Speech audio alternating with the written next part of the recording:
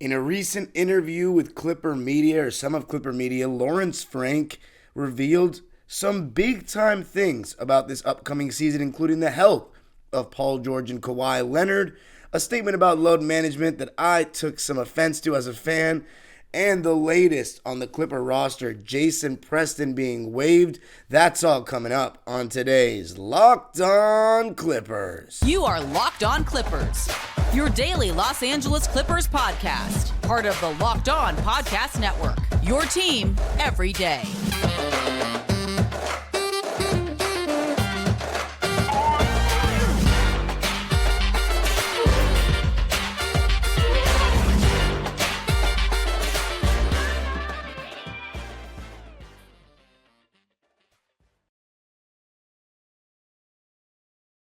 Yes, sir. You are locking in with the Clips. Thank you for making Locked On Clippers the first listen of your day, your team every day. I'm your host, Darian Vaziri, born and raised in LA and going into my 19th season as a Clipper fan this fall. You can also follow me on Twitter and Instagram at DimeDropperPod and subscribe to my own YouTube channel, Dime Dropper, for even more LA Clipper, LA Sports, and NBA history content and NBA content. And Locked On Clippers, free and available wherever you get your podcasts, including YouTube. Or I want you to let me know what you think of the Lawrence Frank comments that I'm about to tell you that he made in a recent little sit down with some Clipper media members. And I thought there were some really interesting things that he said, including the future of Kawhi Leonard and Paul George on the Clippers. He was asked a question about them being extended, so I'm going to talk about that. Something he said about their health, and of course their approach to the season.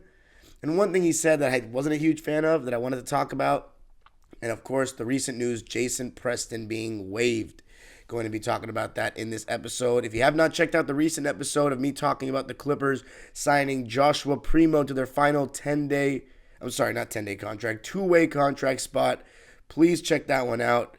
It was not an easy episode to make, but I tried my best to report the facts and try to be as optimistic as I could in terms of his signing with the team. But let's get into it. So the first thing I realized from the Lawrence Frank sit-down, and if you're wondering why aren't you doing an episode on Drew Holiday and the fact the Clippers did not get him, don't worry, that episode will be coming on Wednesday. Tuesday's episode will be exclusively on Media Day because Media Day is on Monday. So looking forward to seeing what the Clippers have to say, what the coaching staff has to say on Media Day. Let's see what kind of quotes we get. But from Lawrence Frank, we got some stuff last week, and I figured it was worth talking about. And one of them was that he said Kawhi Leonard and Paul George are fully healthy. And hearing that from Lawrence Frank is absolutely amazing. That is everything you want to hear as a Clipper fan. Now, just because they're healthy now doesn't mean they will remain healthy. But as fans, when they're healthy, we got to take advantage of it, take a step back and say, God, this is what we all hope for. Fingers crossed that they have some good luck. Because if Kawhi Leonard and Paul George start out the season together and there's no real minutes restriction for Kawhi, I'm assuming there's going to be a little minutes restriction in the beginning due to the fact that he is coming off a torn meniscus. But that being said, is there a minutes restriction for Paul George, being that he came off a very serious knee injury? I don't know. I get the sense that Kawhi is always the one that's, taken care of more from a precautionary standpoint, and Paul George is kind of treated like anyone else. So we'll see. Now, if they're both off minutes restrictions by opening night, then we are in real position to start the season like a team that actually has championship aspirations. And that means go like 7-3 in our first 10 games. If we do that, I think that's going to really quiet down the trade noise in terms of Harden. And it's going to just show that maybe this roster is as good as the Clippers front office kind of thinks they are, and has a lot of fans, including myself, thinks we can be fully healthy. Now, there are a couple of things that are really making fans apprehensive about this current roster as constructed, and one of the main things I keep hearing is that Marcus Morris is still going to start. Marcus Morris is still going to be the power forward, and that Ty Lue is still going to play him. And if that's the case, then the Clippers don't deserve to do anything this season because their coach is not doing what is necessary in order for the team to win. And that is not me being harsh. Even if Marcus Morris starts and gets off to a good start like he did last season, I have a very hard time believing that a year later, after another year of wear and tear, his body's going to be able to hold up for the long haul. I don't think so. You don't get any younger. And I'm not willing to just sit here game after game like last season and try when we have better options. Now, funny enough, I was watching some of my content from last season on Dime Dropper channel, my vlogs, and I remember seeing games, the rare occasions that Robert Covington was actually in the game. And almost every time he was in, I was saying how much better we looked. How much having him and Nico and Kawhi out there together was effective size-wise defensively, the amount of ground we could cover. Obviously, he's better at attacking closeouts than Marcus Morris. And yeah, he's not a better shooter, but his three-point shooting is not bad by any stretch. It just made me realize, like, God, I hope he gets playing time this year. And Lawrence Frank did answer a question about that. And he was saying that the belief as of now is that Marcus Morris, Nico Batum, and Robert Covington are all going to be competing for spots. Now, he didn't fully clarify if that meant the fifth and final starting spot outside of Zoo, Russ, PG, and Kawhi. But if that's the case and they're dead set on playing one of those three in the starting lineup, the only one that really satisfies me at this point is Rocco. Because Morris is clearly not good enough to be starting. I don't think he should be getting rotation minutes, as I've expressed several times. Nico Batum, apparently, according to Law Murray of The Athletic, has said he doesn't want to get big-time minutes like that. He wants a more reduced role at about 15 to 20 minutes a game. Now, if that's 20 to 25 minutes a game, that's probably what I think the ballpark should be from Nico, considering what we need from him. But Robert Covington is the youngest of the three. He's the one that got no time last season and was not satisfied with it for obvious reasons. He should be the one playing if we're going to have to pick one of those three. Now, you already know what I think about the starting power forward spot. I think it should be Terrence Mann.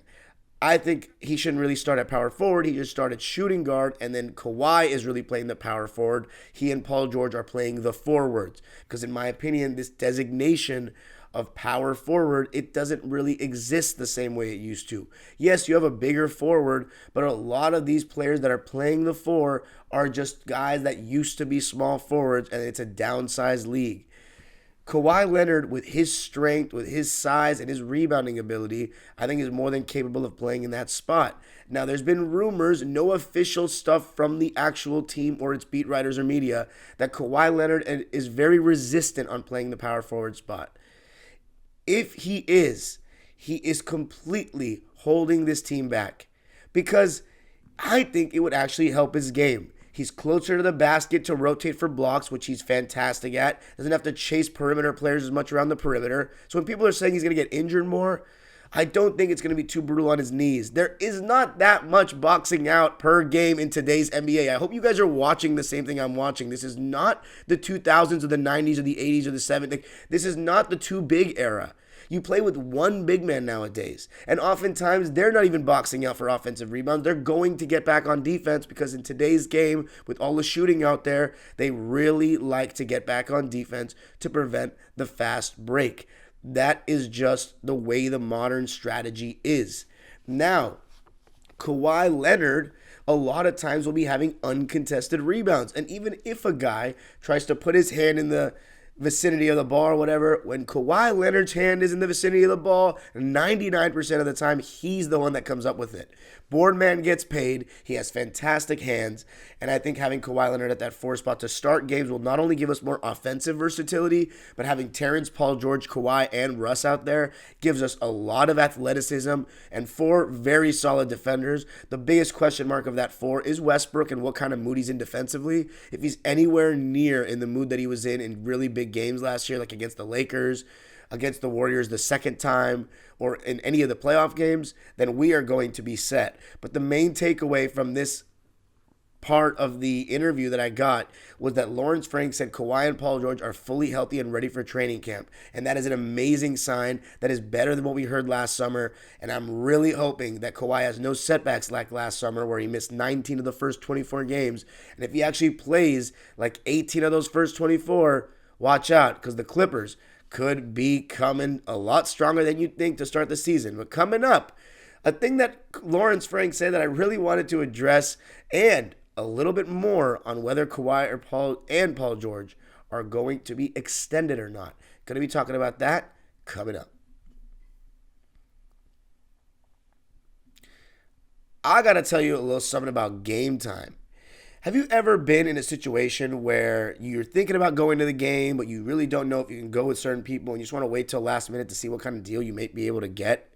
Well, Game Time is the best place and the fastest way to buy tickets for all sports near you, and it has killer last minute deals, all in prices, views from your seat, and their best price guarantee. Game Time takes the guesswork out of buying tickets. You can see the view from the seat that you're trying to buy, so you know exactly what to expect when you arrive, so you're not blindsided by a bad seat that you just got randomly. Just download the Game Time app, create an account, and use code LOCKEDONNBA for $20 off your first purchase.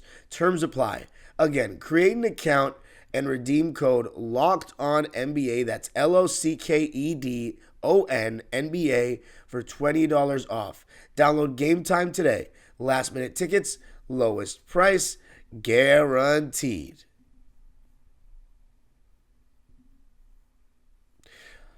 All right. So let's talk about something else that was said. And I didn't really appreciate it that much, if we're being real.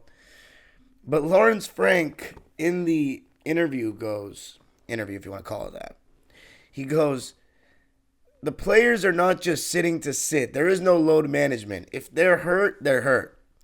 Please, my friend. If that was the case, then Kawhi Leonard should be playing back-to-backs. If it's only when they're hurt that they miss games, Kawhi Leonard should be playing back-to-backs. But he's not. You know why? Because when we got Kawhi Leonard, it was very clear that he was on a program that was coined for him. Coined. Not he was the one that started it. The program was coined as load management, which meant that because he has a degenerative quad and his knees are messed up, that he's not going to play every back-to-back. That is what they did in Toronto. They won the championship. So his first season coming off he did have a little injury at the end of the Toronto Raptors championship run, but he was healthy to start the season in 2020 and was awesome to start the season. He was amazing all regular season long, but he was load managing because that is what we knew we got him with the condition of.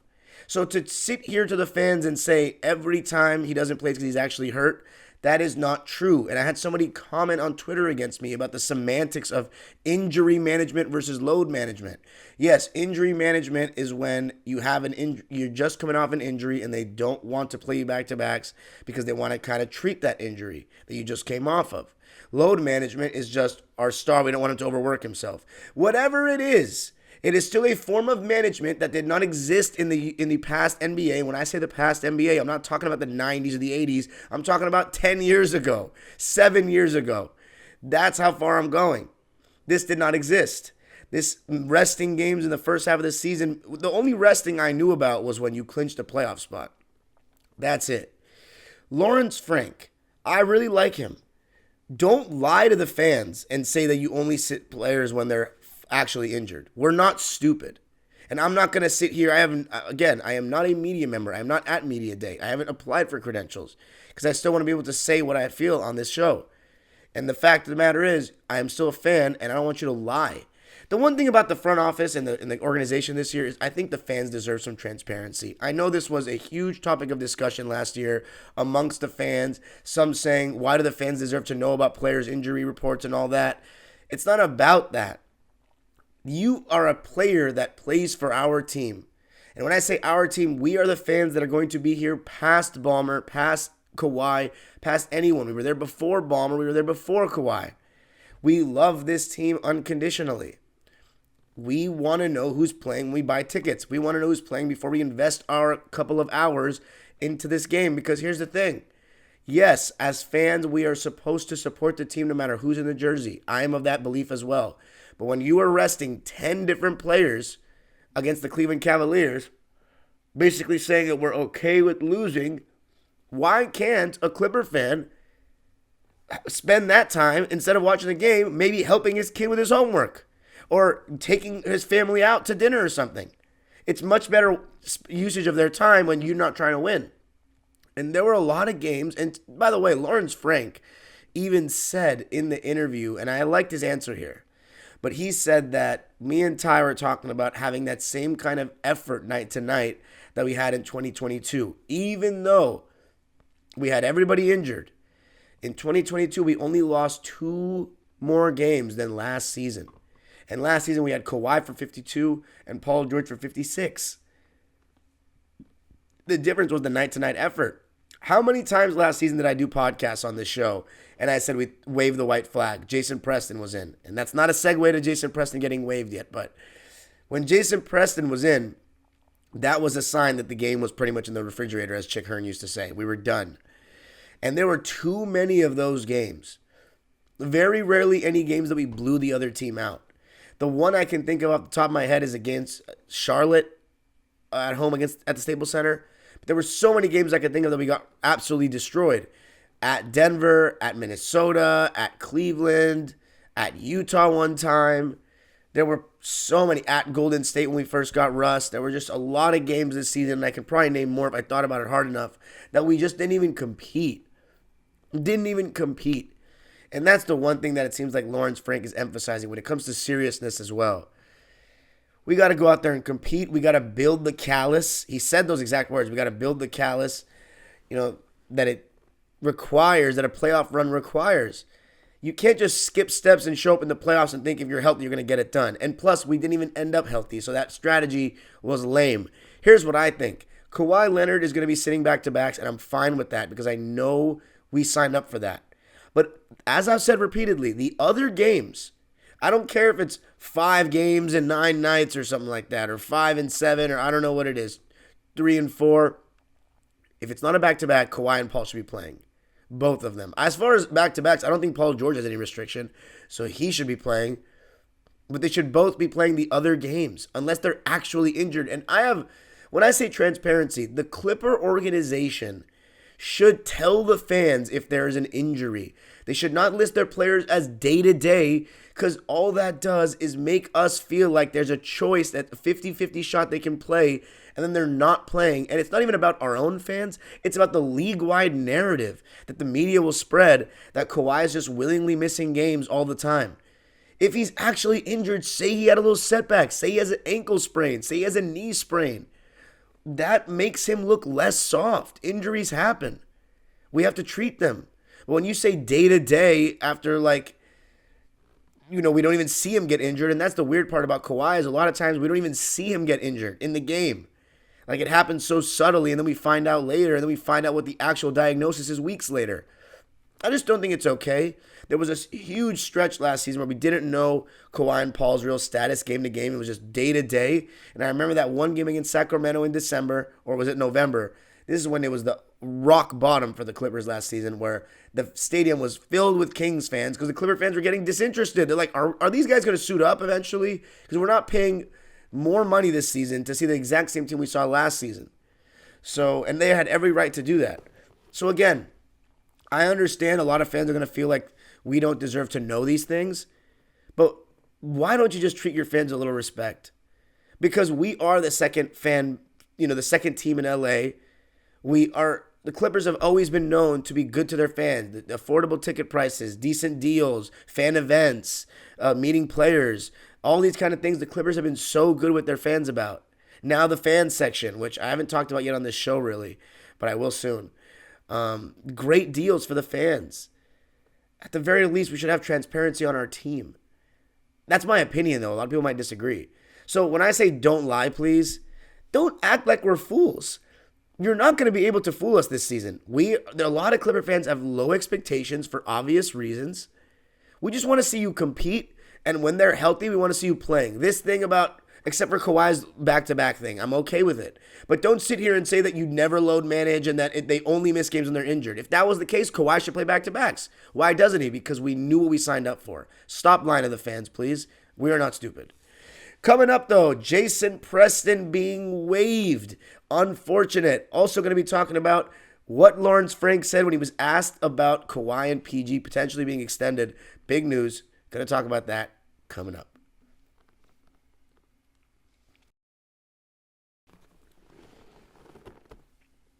All right, so the breaking news on Sunday was that Jason Preston was officially waived. Now, when we heard about Joshua Primo signing with the Clippers, I knew, and I said it on the last show, that felt like the end for Jason Preston. It's unfortunate the man out of Ohio spent 2 years with the Clippers, but really 1 season because he was injured his entire first season. I don't necessarily know how much better he was before the injury, if he was any better, but in his time, I thought he was a fantastic passer, good rebounder, a decent shooter that we didn't get to see shoot enough, but a guy who ultimately lacked burst and lacked the ability to consistently turn the corner or beat defenders off the dribble to make defenses collapse and create and use that great passing ability of his. That being said, there have been point guards in the league in NBA history that have not been the quickest, not been the most athletic, and he has strength. He's a big guy, stocky guy, and he plays at a very solid pace of his. He controls his pace nicely. I think he has a decent floater in the lane, but he did not get the necessary reps to really show that. I have always been out there saying that I think Jason Preston has a chance to be a backup point guard somewhere in the league. At this point, probably has to be on a team that does not have serious aspirations to do things in the playoffs at this point to get a chance. I hope he does get that chance with another team, but it is unfortunate that he is not going to be part of the Clippers' plans in the future. And the Clippers went with Xavier Moon and Broderick Thomas on the E10 training camp deals, and they have Musa, Josh Primo, and Jordan Miller on the two-ways. Kobe Brown is on the team. Brandon Boston is on the team. Bones Highland obviously on the team, and that's it for the young core. Terrence Mann on the older side now. Jason Preston, I really wish him the best wherever he goes and plays because, I always wanted the best for him. I thought maybe he would be used in the Intuit Dome era of Clipper basketball, but apparently not. So now the Clippers are at 21 roster spots, which is going to have to still be cut to 18. Now, when Lawrence Frank was asked about Kawhi and Paul being extended, I like the way he answered the question. And what I mean by that is he basically did not answer the question. He said, we've had ongoing discussions about how we want the future to look, and we hope they can stay Clippers for a long time. But he did say, we have no doubt that when healthy, we're a contender, but it's really about having that luck to be there healthy. Translation, no, we're not going to extend them until they can prove they can stay healthy this year, and if they don't, we should think about moving on.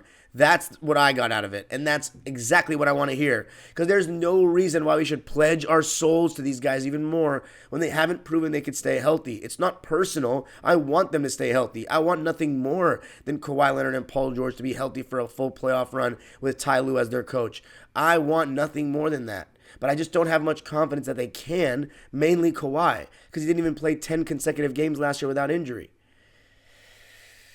Or when I say without injury, I should say without 10 straight games, period. Because he has load management. He has this. Let me tell you something. There's no load management in the playoffs, and there are no back-to-backs in the playoffs, but he still got hurt, and he still missed a couple of games last season that were not back-to-backs.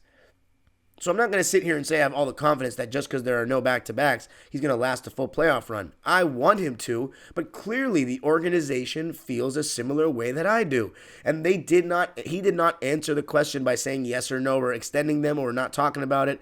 He says we've had ongoing discussions, and from the sounds of things, it sounds like you guys got to prove you can stay healthy, and then we'll talk extension. Because here's the thing. If Kawhi and Paul are healthy for a playoff run, that could be another Western Conference Finals appearance, in which case we're all going to be like, yeah, run it back. But it'll be interesting to see what the team lacks, because when you get eliminated, you see what your flaws are. That's the one thing about this Clipper team that's so intriguing, is that we really don't know fully healthy what our flaws really are, because Kawhi Leonard and Paul George have not really been able to string enough games together where you are seeing the product that you're envisioning. If Kawhi and Paul play together, Ty Lue does not play Marcus Morris. He plays Terrence Mann more. You have Westbrook from the start of the season. You have Plumlee from the start of the season with Bones Highland off the bench as well for some youth. This could be a really solid team. The Lakers have such high expectations this season. Why are they so much better than us? You know why they were better than us? Because they could stay healthy last year in the playoffs. That's the only difference. I think the Lakers are a good team, but we beat them every time. Every time. Now, I know matchups don't always mean you're a better team. A team can have someone's number and then still not be better in to the masses, but we had a better record than them for the last 3 years. We are not any worse than the Lakers to me. We're just never healthy. But we have a good team. We have Kawhi. He's amazing when he's healthy. So that's the whole thing. If we see them healthy and we lose, At least then we can see where our flaws are. We don't even know what our real flaws are. Okay, our supporting cast is a little bit on the older side. That's why we got KJ Martin. That's how we should play Terrence Mann more. That's how we should play Bones Highland more. That's how we should consider giving Amir Coffey and Brandon Boston more of a chance. Or Kobe Brown. We have a squad. I've seen a lot of comments recently about how we don't have a squad. 2 reasons why people say that. 1, they don't trust Westbrook. And 2, they're so scared of Ty Lue playing Morris a lot. And that's a real concern, that fans are so concerned about Morris playing so much that they're like, let's just trade for Harden just so we can get Morris off the roster. My God, if that's what it's come to, we got to ask some serious questions about Ty Lue. But on the next episode of Locked On Clippers, I'm going to be talking about all things Media Day. And by the way, since I am recording this very, very early on a Monday, I will say that James Harden did not report to Media Day for Philadelphia in the hopes that he will still become a Clipper. So we'll stay tuned on that front. But that's it for this episode. Let me know what you thought. Clipper Media Day coming up. And then I'm going to give you on Wednesday 3 reasons why we are better off having not gotten Drew Holiday. 3 reasons. Even though I still wanted him. And it would have been amazing to have him. But there are still some reasons why we're okay. And I'm going to be telling you those on Wednesday. But on Tuesday, we're going to be talking Media Day. You know where to find me, at Dime Dropper Pod, Twitter, Instagram, for all things LA Clippers and NBA. And, of course, subscribe to this podcast. Subscribe to YouTube. Hit the notification bell so you know every single time we post a video. On the road to 4,000 subscribers this season, Clipper Nation. Let me know what you think of Lawrence Frank's comments in the comment section or anything Clipper related. The age-old proverb continues, go Clippers.